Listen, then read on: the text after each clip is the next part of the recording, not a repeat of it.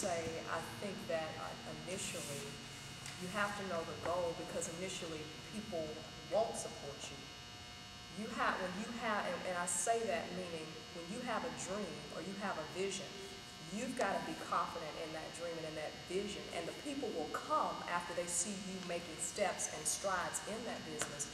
But don't necessarily expect people to jump right on board, initially. Give it some time. And you talk about me being in business or whatever. I'm working in corporate America, but there's an entrepreneurial side to me as well. And I would say two other things that I want to add. Number one, I love your idea about the whole team concept, because I think sometimes as African Americans we have pie in the sky.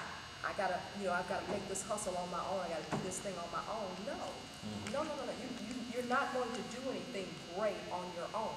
You'll start off and do some small things, but when it gets to the level of a greatness, Oprah Winfrey, Michael Jordan, all these different brands or people whose brands are well known, they have a good team around them.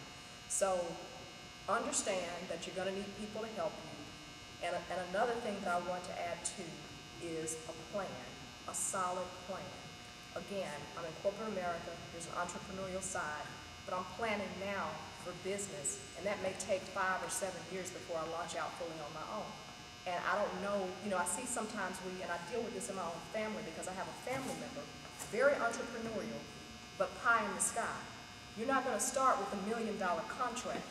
You may start with cutting 3 or 4 yards if you want to be a yard man. You're going to cut 3 or 4 yards. People may not know you, but work on your plan. 7 years down the line, you may have your $100,000 contract. You're going to cut at businesses or whatever. But realize we've got to start small and work your plan, even though you don't see much from it today. Don't mind starting small. And that's a concern sometimes that I have in terms of us in business. We have great ideas, no doubt God has gifted us, but just making sure we have a solid plan.